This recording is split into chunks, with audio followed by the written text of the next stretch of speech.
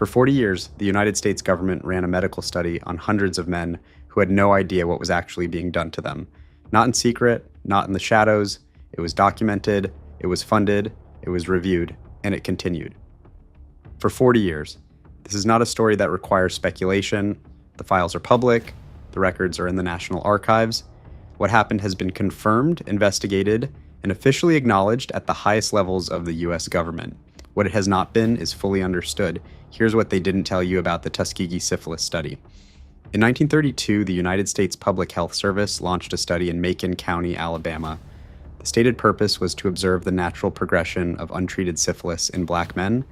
They enrolled 399 men who had syphilis and 201 who did not, to serve as a control group. The men were sharecroppers, mostly poor, mostly with limited formal education, living in one of the most medically underserved counties in America. They were recruited with an offer that carried real weight in that community: free medical care, free meals on exam days, free transportation, and burial insurance, which in 1932 in rural Alabama, for families with almost nothing, was not a minor thing. Pause for a second.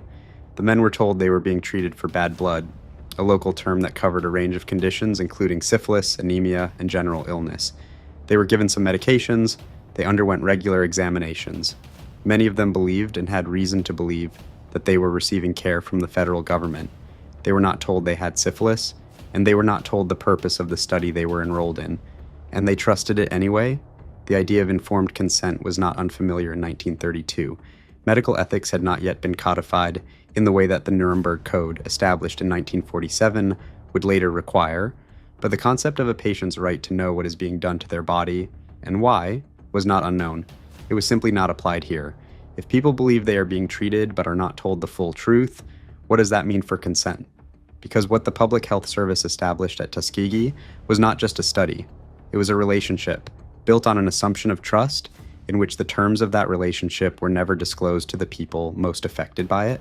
The men kept returning year after year for examinations. They brought their families. They referred neighbors. They trusted the process because they had no reason not to. And the study continued. And this is where it changes. By 1947, penicillin had become the standard, effective, widely available treatment for syphilis. The disease that had been described as untreatable when the study began in 1932 was now curable. Standard medical practice in the United States had moved on. Syphilis was no longer a death sentence for those with access to care. The men in the Tuskegee study did not receive penicillin. The decision to continue the study without providing effective treatment was not an oversight. It was a documented, deliberate choice.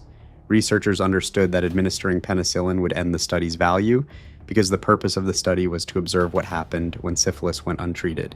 Treating the men would compromise the data, and this is the part most people don't expect. When the United States entered World War II, local draft boards began notifying some of the study participants that they had been found to have syphilis and were required to receive treatment before military service. The Public Health Service intervened. It contacted the draft boards and had those men removed from the treatment requirement so that the study would not be disrupted. Federal officials worked to prevent study participants from receiving treatment they were legally entitled to as part of military service obligations.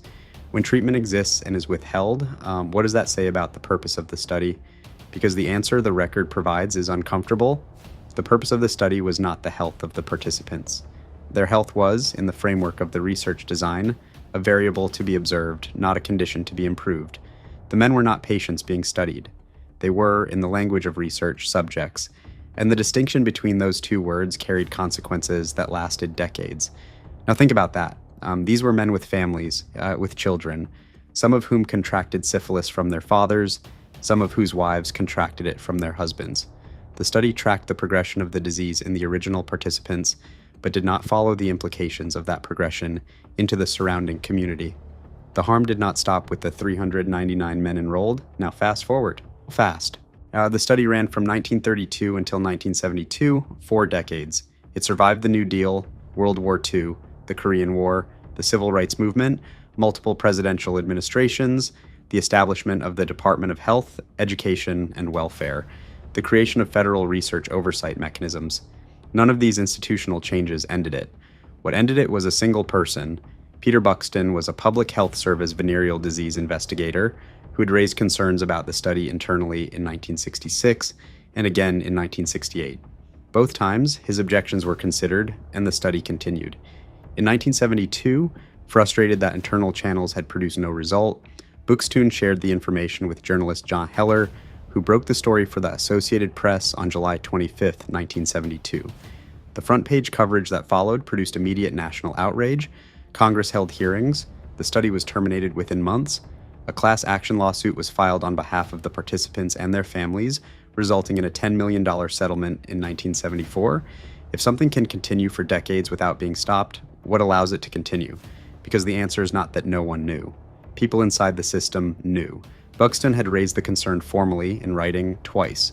The response was not action, it was a decision to continue.